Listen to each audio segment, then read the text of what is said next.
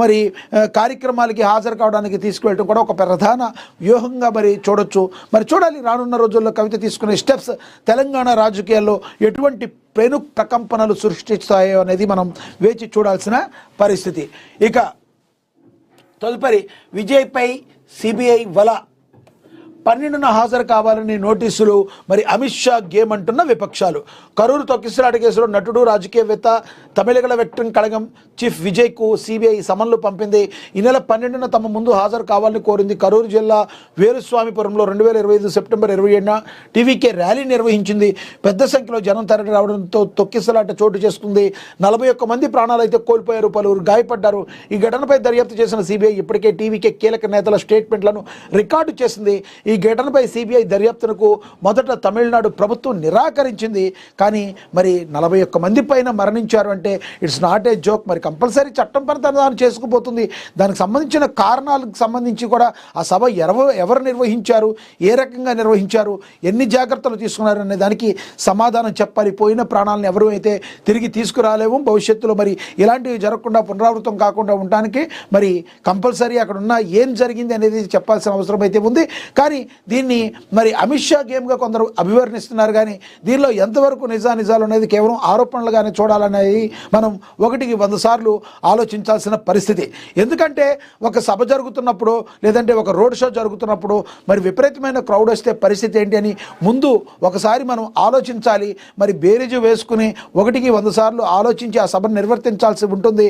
మరి ఒక నాయకుడిగా ఉన్నవాడు ప్రజాక్షేత్రంలో వెళుతున్నప్పుడు కంపల్సరీ మరి తన భద్రతను తాను చూసుకుంటంతో పాటు ప్రజల భద్రతను కూడా చూసుకోవాల్సిన బాధ్యత, మరి ఏమీ జరగకుండా చూసుకోవాల్సిన బాధ్యత కూడా ఆ నాయకుడిపై ఉంటుంది. మరి విజయ్ ఆ విషయంలో ఫెయిల్ అయ్యారైతే నేను అన్నగాని కొంత వెనకపడ్డారు. కానీ ఇప్పుడైతే నేర్చుకునే అవకాశం ఉంది. ఏది ఏమైనప్పటికీ సిబిఐ అయితే మరి సమన్లు అయితే జారీ చేసింది, వచ్చి మరి కరవాలని అయితే చెప్తుంది. 100% ఇది ఏ రకంగా ముందుకెళ్తుంది అని కొంతమంది అంటుంటే 100% బలవంతపు ఒక పొత్తు అనేది రాబోతుంది ఎన్డీఏతో. మరి విజయ్ వెళ్ళబోతున్నారనే ఊహాగానాలు కూడా అందబోతున్నాయి. చూడాలి మరి రానున్న రోజుల్లో విజయ్ తన కొత్త పార్టీతో మరి పొత్తులోకి వెళ్ళే ఎన్డీఏ పొత్తులోకి వెళ్ళే అవకాశం ఉందా, మరి ఏ రకంగా ఉందంటారు? నిజంగానే బీజేపీ మరి బలవంతపు పొత్తుకి మరి ప్రెజర్ చేస్తుందని మీరు నమ్ముతున్నారా? కింద కమెంట్ బాక్స్ రూపంలో కమెంట్ చేయండి. ఇక అదేవిధంగా కోల్డ్ వార్, బీఆర్ఎస్ పార్టీ నుంచి సస్పెన్షన్ గురై తిరుగుబావుట ఎగరేసిన కవిత ఎపిసోడ్ తెలంగాణ పాలిటిక్స్లో ఒకవైపు కాక రగిలిస్తుంటే బీఆర్ఎస్ ఫ్యామిలీలో అలకలు, ఆగ్రహాలు, అసంతృప్తులు మాత్రం చల్లరడం లేదు. బీఆర్ఎస్ ఎల్పీ ఉపనేతగా హరీష్ రావును ప్రకటించడంపై ఆ పార్టీ వర్కింగ్ ప్రెసిడెంట్ కేటీఆర్ అసంతృప్తికి గురైనట్టుగా తెలుస్తుంది. ఉపనేతగా ప్రకటించిన మరుసటి రోజే అసెంబ్లీకి కేటీఆర్ గైర్హాజరు కాగా ఈ నిర్ణయంపై కినుక వహించి అధినేతపై అలకబూలినట్టుగా బీఆర్ఎస్ వర్గాలు ప్రచారం జరుగుతుంది. తద్వారా హరీష్ రావుతో కలిసి కార్యక్రమాల్లో పాల్గొన్న కేటీఆర్లో ఆ ప్రభావం స్పష్టంగా కనబడుతుంది. ఫలితంగా అసహనం ఆయన ప్రసంగాల్లో, కార్యక్రమాల్లో కనబడుతుందన్న విశ్లేషణలు జరుగుతున్నాయి. అలుగుడు, గులుగుడు సహజమంటూనే మంగళవారం జనగాంలో ఇటీవల కాలంలో ఎన్నడూ లేని రీతిలో పరుష పదజాలం వాడగా ఆయన స్ఫూర్తిగా ఇతర నేతలు కూడా రెచ్చిపోయారు. కాంగ్రెస్ కోరుకున్నది, నేతలు చేస్తున్నది రెండు ఒకటేనన్న అభిప్రాయాలు వ్యక్తమవుతున్నాయి. ఇంతకాలం కేటీఆర్ఏ పార్టీకి సర్వాధికారి, వారసుడు, కేసీఆర్ తర్వాత పవర్ సెంటర్ అన్న అభిప్రాయం ఉండగా ఇలాంటి పరిస్థితుల్లోనే హరీష్ రావు వద్దకు నేతలు క్యూ కడుతున్నారు. బీఆర్ఎస్ ఎల్పీ ఉపనేతగా చేశాక ఎమ్మెల్సీలో హరీష్కు అనుబంధం పెరుగుతుందని, భవిష్యత్తులో తనకు ఇబ్బందులు తెచ్చిపెడుతుందని, ఏ పదవి లేనప్పుడే హరీష్ వద్దకు నేతలు క్యూ కట్టగా ఇప్పుడు శాసన సభలో కేసీఆర్ తర్వాత పదవి కట్టబెట్టిన తర్వాత ప్రాబల్యం పెరుగుతుందన్న ఆందోళన కేటీఆర్ శిబిరంలో అయితే కనబడుతుంది. ఒకవైపు కేటీఆర్ తీరు గమనించినా మరోవైపు ఆ మాట నాలుక జారితే తిరిగి తీసుకోలేమని, ఒకసారి మనసు విరిగితే అతగదని పరోక్షంగా కవితను ఉద్దేశించి వ్యాఖ్యానించారు. కేసీఆర్ హరీష్ రావు సంక్షోభ సమయంలో పార్టీలో ఉత్సాహం నింపుతాడని భావించగా సరికొత్త పరిణామాలు పార్టీలో అంతర్గత చర్చకు దారితీశాయి. కేసీఆర్ ఆదేశాలతో అసెంబ్లీ బాయ్కాట్ జరగ్గా తర్వాత పరిణామాలపై పార్టీలో రకరకాల చర్చలు జరుగుతున్నాయి. మనకి తెలుసు, తాను ఒకటి తలిస్తే మనం ఒకటి తలిస్తే దైవం ఒకటి తలుస్తుంది అన్నట్టుగా బీఆర్ఎస్ పరిస్థితి చాలా దారుణమైన పరిస్థితిగా ఉంది.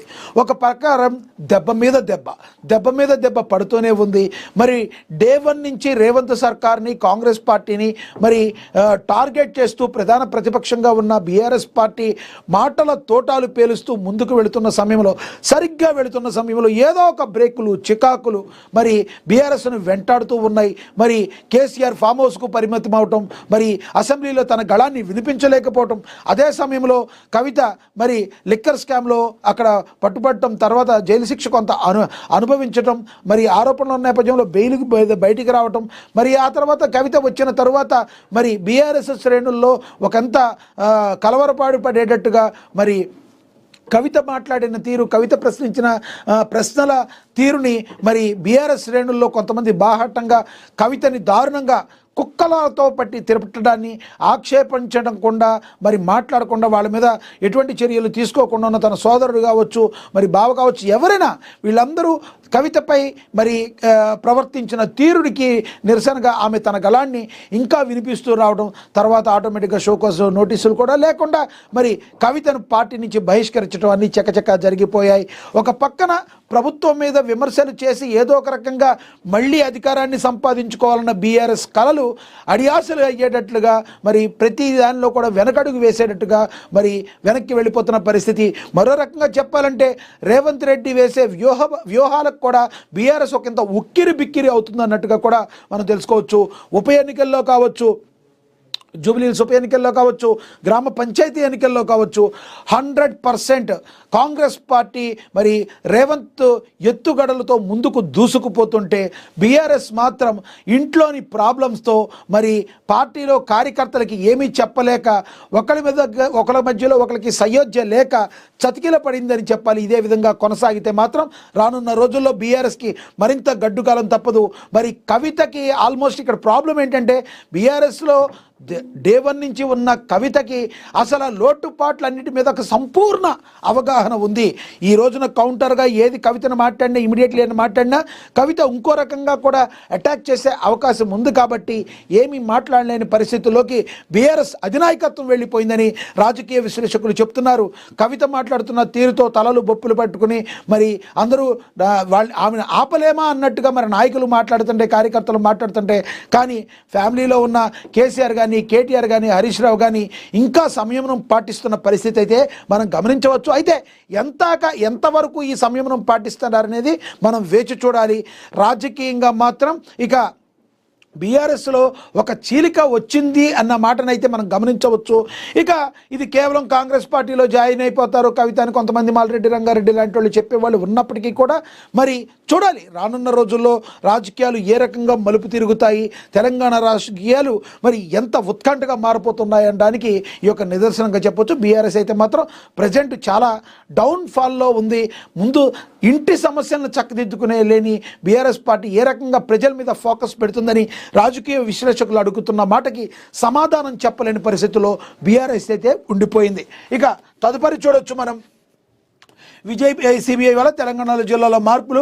హోంమంత్రి నేనే అన్న రాకేష్ రెడ్డి అమిత్ షాను తీసి నీకు ఇస్తున్నారని దానం కౌంటర్ ఇచ్చారు. అసెంబ్లీలో సరదా ముచ్చట్లు అయితే జరిగాయి అని కూడా ప్రచురించారు. ఇక కవిత కాంగ్రెస్లో చేరిన ఆశ్చర్యం లేదు. మనం మాట్లాడుకున్నాం కదా, ఎమ్మెల్యే మల్రెడ్డి రంగారెడ్డి సంచలన వ్యాఖ్యలు చేశారు. గతంలో దానం కడియంపై ఇలాగే చెప్పా, ఫ్యూచర్ సిటీ పరిస్థితుల్లో రియల్ బూమ్ పెరిగింది. కాంగ్రెస్ ఎమ్మెల్యే మల్రెడ్డి రంగారెడ్డి సంచలన వ్యాఖ్యలు